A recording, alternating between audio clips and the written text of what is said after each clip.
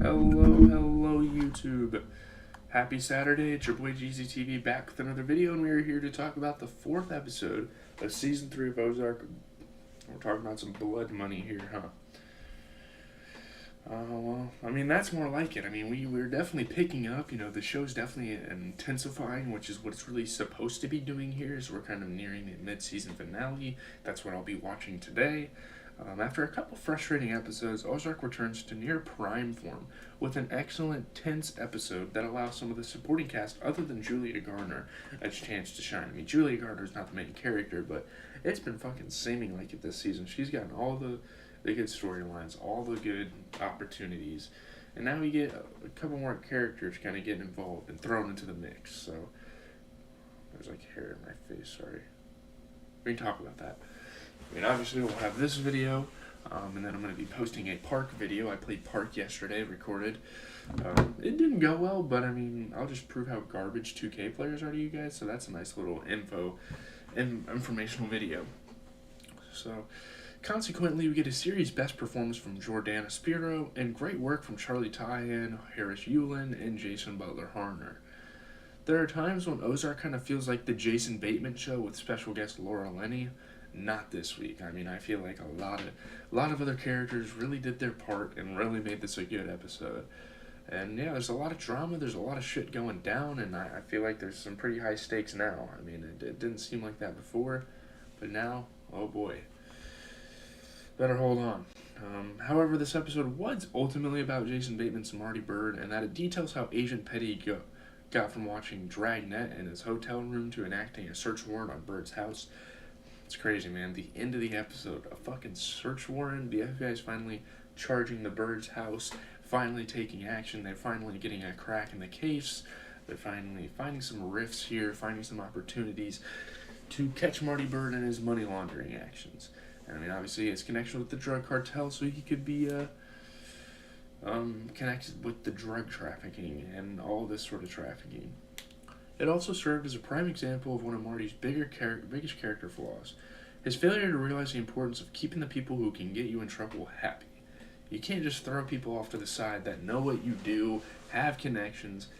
It's just one call away, and I think Marty needs to start realizing that. My leg fucking hurts, but he didn't support Ruth Langmore, and so he ends up talking to Rachel Garrison. It could be his biggest mistake to date. Him telling her some shit, and man. And if he can get out of his current predicament, he's got the fact that Wyatt Langmore is suspicious that Marty had something to do with the death of his father and uncle. This is a pretty smart kid. Compared to the other Langmores, he seems like the brighter child. He still smokes weed, he still sits in his home and plays guitar all day, he still shoots fireworks, throws rocks, does all this Langmore type activity. But this guy's trying to get into Mizzou for college. There's hope for this guy. There's not really that much hope for everyone else, but yeah, he's getting suspicious. He's smart enough to figure out that Marty has something to do with it. Marty may want to just think about moving again. I don't know. Much of this episode consists of the push and pull between Petty and Rachel. The FBI agent is losing it, pushing Rachel to get something soon, but she's fighting to breathe herself. She needs to fucking survive. She's been thrown to the fucking ringer the entire series, and you kind of start to feel bad for her almost. Petty pushes his luck by coming into the lodge to get a Corona. Rachel has a quickie with a guy she gets to call Marty in the bathroom just so Petty could hear.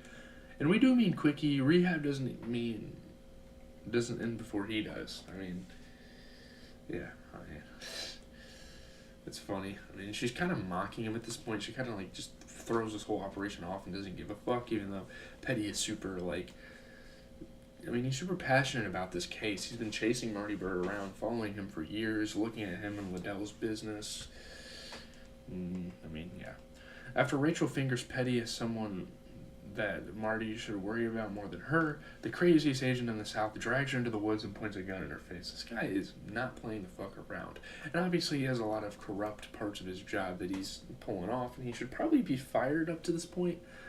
And I'm surprised he hasn't. I guess no one's really caught on to what he does and how big of an asshole, how manipulative, and how, I don't know, he can be. It's a testament to the writing that you probably weren't completely sure that he wouldn't shoot her, honestly. He's just crazy enough to do something drastic, and the show could use an unexpected turn to shake things up right about now. I thought he was going to kill her. I mean, it's not like Rachel Garrison. I mean, Rachel Garrison definitely has an impact on the show, but it's not like she's like a Ruth Langmore or like a Marty or, like a Wendy or something like that. But he doesn't shoot Rachel, and Ruth Langmore finally drops enough information about Marty's procedures for Petty to get a search warrant. So Ruth, unintentionally, unbeknownst to her, rats out Marty. So, yeah, In this show's final scene,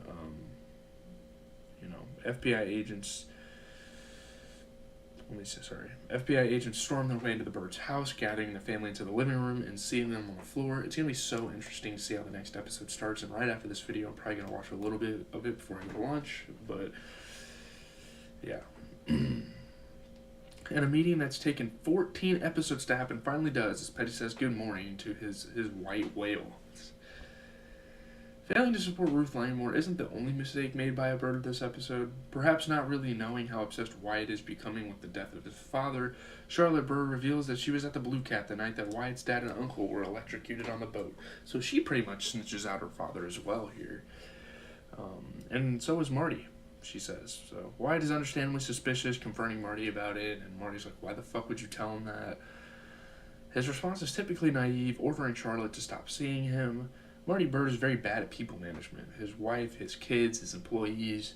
He's great with numbers, awful with people, and that's something you kind of learn about Marty Bird as you watch the show. His wife, on the other hand, reads them very well. Like, that's really why this family's been so successful so far, because Marty can do the business, he can do the numbers, and Wendy can deal with the people for him. Her main arc this episode was as a part of the attempted bribe of the official who has to approve their casino plan. She wisely figures out that said official, who happens to be a deadhead, was in the pocket of the FBI, and she kills the bribe just before it's about to happen. I mean, she is fucking intelligent. Again, I compare the show to Breaking Bad a lot. This is like some Walter White type shit, being able to read the room, being smart enough to be like, okay, this is not going to end well if we keep talking to this guy, or we're getting set up. Imagine if Petty had that to be hold over Bird after they raided his house. He'd literally be screwed. He may be in deep water now, but it would be over his head if Wendy wasn't smart enough to cancel the bribe at the last minute. He can thank his wife for that. She also makes a business move this episode when she brings old friend Sam Dermody in to run lickety splits instead of Ruth Langmore. The sweet motivational singer, who Ruth calls Mr. Rogers, basically falls in love with a stripper the first day and gets sucker punched by Kate Langmore. What a day. What a debut here at the strip club. Plug these in 1 second. Where were we? Just life in an Ozark strip club. I didn't even know Ozark was known for strip clubs. There's a motive in Ozark of the Birds corrupting otherwise good people like Rachel and Mason. Will Sam be next? I mean, will he be put in the trap? Will he be manipulated for the Birds' own good? Speaking of Mason, it's unsurprising to learn that Wendy set up a fund to try and help the preacher and his son, but Mason won't take their money. He realizes it's blood money. He knows that now. He knows their motives. He'd rather die on the street than be helped out by a bird. He realizes how kind of fucked up these people are. Mason clearly isn't going away narratively. It will be interesting to see how he plays into the plot over the second half of the season. It seems unlikely that Buddy will make it that long either. I mean, he's having health issues. After collapsing with Jonah and fleeing the hospital, he seems ready to die in the Bird's basement. He just wants to fucking die. He doesn't want to be in this hospital, dying around people he doesn't know. The fact that he didn't pass away this episode means he might have one more major role to play other than humanizing Marty and Wendy in ways the season kind of needed. Their scenes were some of the best this episode, so...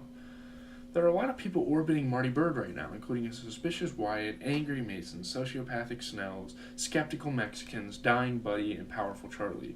Will any of it matter now that Petty has him in his grasp? It feels like Petty is like the major player here. He's the one that's really got Marty in a chokehold here, ready to just fucking make him submit and make him conform to the FBI here. But anyway, leave a like, comment, subscribe if you want more of the Ozark content. Obviously, we still have like 2.5 more seasons left in this show. Very exciting.